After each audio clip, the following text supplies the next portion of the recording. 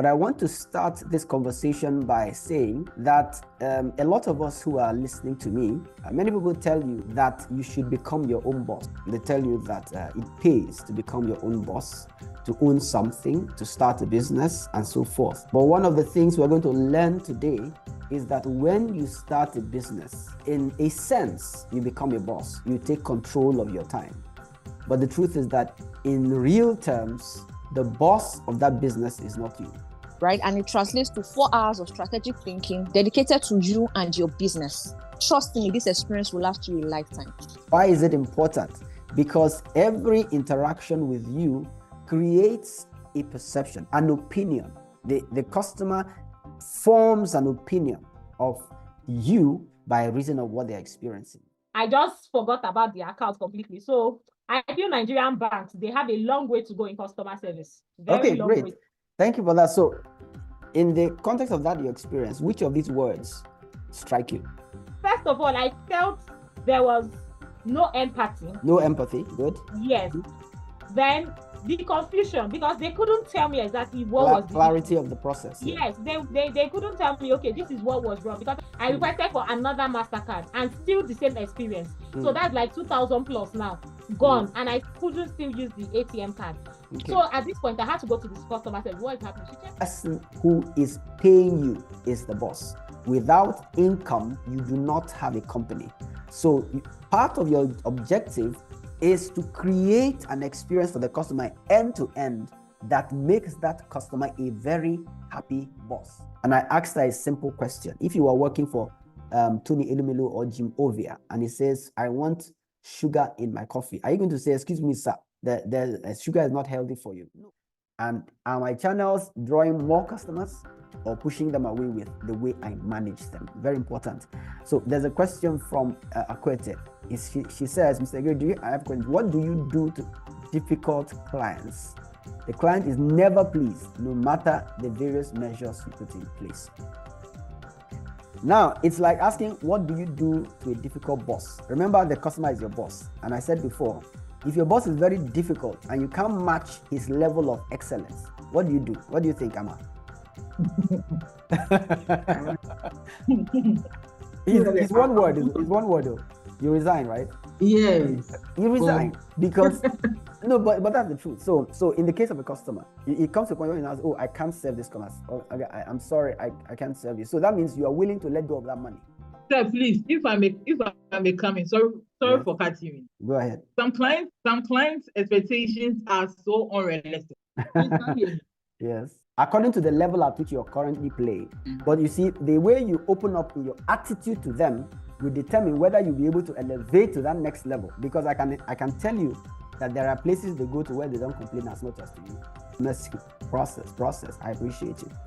Now, sometimes when you hear the word process, you get scared because from your, thank you Chisom, thank you Peter, thank you Uche, from your understanding of process, you're thinking about writing a lot of things from your corporate experience. But your process does not necessarily have to be written. It just has to be known. And there are tools you can use to just draw the process.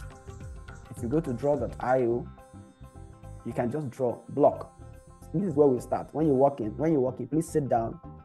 In about 5 minutes, somebody will attend to you. We'll know what to do, then we'll serve you, we'll record you. I mean, something basic.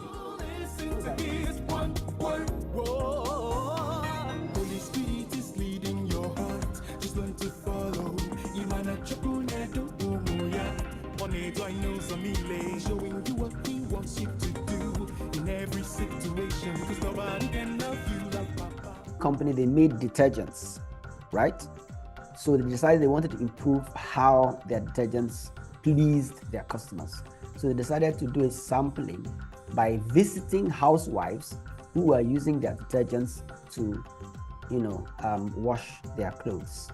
One of the things that they noticed was common across housewives in the neighborhood was that anytime the woman, they will wash the clothes in the washing machine the same way, hang it on the clothes line. When they wanted to take the clothes back into the house, they would typically sniff the clothing.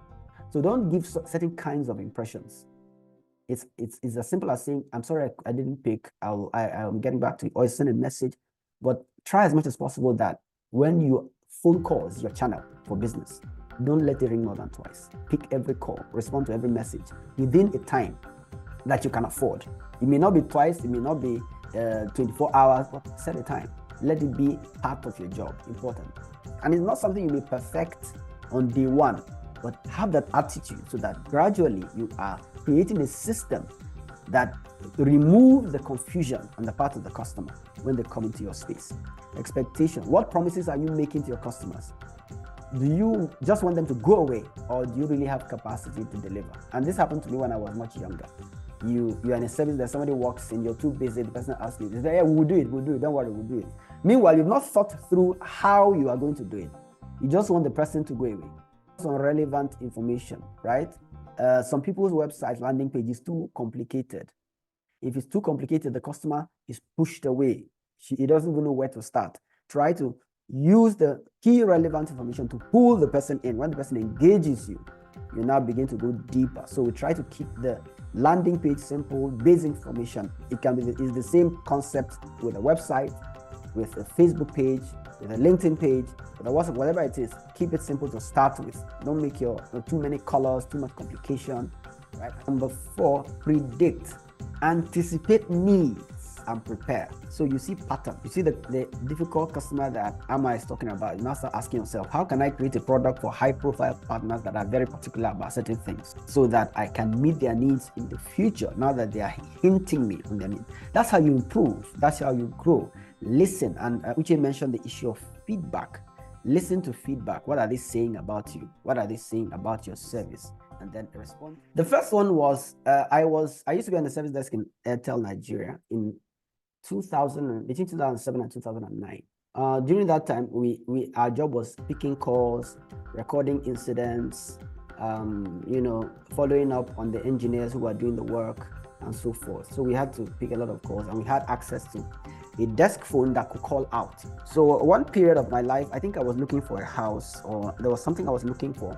So I would go to the website and I'll pick up the number of the company and I'll call them from my desk phone. There was a particular person who I called, who immediately I called him and said, if you don't drop that phone now, I'll turn you mad.